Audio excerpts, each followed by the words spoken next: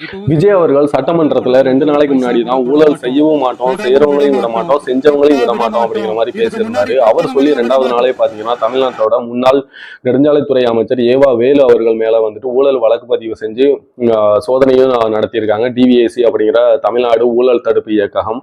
அதாவது இந்த வழக்கு எதனால போட்டப்பட்டது, இதனுடைய நிலை என்ன அப்படிங்கிறதான் பார்க்க போறோம். இந்த வழக்கு ஒன்றும் திடீர்னு வந்துடல. 2022லயே அறப்போர் இயக்கம் அப்படிங்கிற என்ஜிஓ வந்துட்டு அரசுக்கு வந்துட்டு ஒரு புகார் கொடுக்குறாங்க. அந்த புகார்ல என்ன சொல்லியிருக்காங்க அப்படின்னு பாத்தீங்கன்னா, அரசு வந்துட்டு பல கோடி ரூபாய் வந்துட்டு நிதி ஒதுக்கியிருக்காங்க. ஆனா அந்த நிதியில வந்துட்டு சாலை பணிகளுக்காக நிதி ஒதுக்கியிருக்காங்க. ஆனா அது வேலை முடிக்கப்படுறதுக்கு முன்னாடியே கான்ட்ராக்டருக்கு பணம் வழங்கப்பட்டிருக்கு அப்படிங்கிறதான் அதுல இருக்க குற்றச்சாட்டு. அதாவது என்ன நடந்திருக்கு அப்படின்னு பாத்தீங்கன்னா, அரசு வந்துட்டு பல கோடி ரூபாய் வந்துட்டு நிதி ஒதுக்கீடு பண்றாங்க. எதுக்குன்னு பாத்தீங்கன்னா, தமிழ்நாட்டில் இருக்க சில மாவட்டங்களோட சாலை மேம்பாட்டுக்காகவும் விரிவாக்கத்துக்காகவும் இதுல வந்துட்டு சாலைகள் அமைக்கப்படுறதுக்கு முன்னதாகவே வந்துட்டு கான்ட்ராக்டருக்கு காசு கொடுக்கப்பட்டிருக்கு அப்படிங்கிறதான் குற்றச்சாட்டு. குறிப்பா பாத்தீங்கன்னா கரூர்ல எங்க சுத்தினாலும் கரூர்ல தான் வந்து நிக்கிறோம். கரூர்ல பாத்தீங்கன்னா 4.19 கோடி வந்துட்டு நிதி ஒதுக்கீடு பண்ணியிருக்காங்க. இதுல 3.23 கோடி பாத்தீங்கன்னா அந்த வேலை முடிக்கப்படுறதுக்கு முன்னாடியே வந்துட்டு கான்ட்ராக்டருக்கு கொடுக்கப்பட்டிருக்கு அப்படிங்கிறதான் வந்துட்டு குற்றச்சாட்டா இருக்கு. இதன் அடிப்படையில் டிவிஏசி வழக்கு பதிவு செஞ்சு கிட்டத்தட்ட சில அரசு அதிகாரிகள் வீட்டில், சில கான்ட்ராக்டர்கள் வீட்டில், ஏவா வேலு சம்பந்தப்பட்ட எல்லா இடங்களையும் சேர்த்து கிட்டத்தட்ட 20 இடங்கள்ல வந்துட்டு ஒரே டைம்ல ரைட் பண்ணியிருக்காங்க.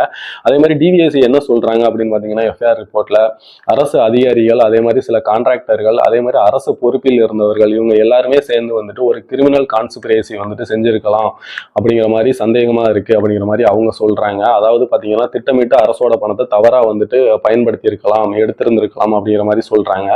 இது வந்துட்டு வெறும் ஸ்டார்டிங் தொடக்க நிலையில தான் இருக்கு இந்த கேஸ். இன்னும் போக போக தான் விசாரணை முடியும் போது தான் நமக்கு வந்துட்டு என்ன உண்மைக்குமே நடந்திருக்கு அப்படிங்கிறது தெரிய வரும். இது இப்போ உள்ள நிலைமை. அதே மாதிரி ஏவா வேலு அவர்கள் தரப்பு என்ன சொல்றாங்க, அவர் என்ன சொல்றாரு அப்படின்னு பாத்தீங்கன்னா, கிட்டத்தட்ட பாத்தீங்கன்னா இது ஃபுல் அண்ட் ஃபுல்லே நான் வந்துட்டு சட்டமன்றத்துல விஜய் அவர்களை வந்துட்டு எதிர்த்து நிறைய கேள்விகள் கேட்டேன், அதனுடைய அரசியல் பழிவாங்கும் நோக்கம் தான் இது வந்து அப்படிங்கிற மாதிரி அவர் சொல்லியிருக்காரு. அதே மாதிரி டிவிஎஸ்சி வந்து சொல்லியிருந்தாங்க ஒரு 40 லட்சம், அதே மாதிரி சில ஆவணங்கள்லாம் வந்துட்டு நாங்க வந்துட்டு கைப்பற்றி இருக்கோம் அப்படிங்கிற மாதிரி சொல்லியிருந்தாங்க, பறிமுதல் செஞ்சிருக்கோம்னு. அதுக்கு வந்துட்டு ஏவா வேலு அவர்கள் என்ன சொல்லியிருந்தாரு பாத்தீங்கன்னா, 40 லட்சம்லாம் வந்துட்டு யாரும் வந்து பறிமுதல் செய்யல அப்படிங்கிற மாதிரி அவர் அதுக்கு மறுப்பு தெரிவிச்சிருந்தாரு. அதே மாதிரி ஸ்டாலின் அவர்கள் திமுகவோட தலைவர் ஸ்டாலின் அவர்கள் என்ன சொல்லியிருந்தாங்க, இதுவும் வந்துட்டு அரசியல் பழிவாங்கும் நோக்கம் தான், அதனாலதான் இந்த வழக்கு போடப்பட்டிருக்கு அப்படின்னு அவரும் சொல்லியிருந்தாரு.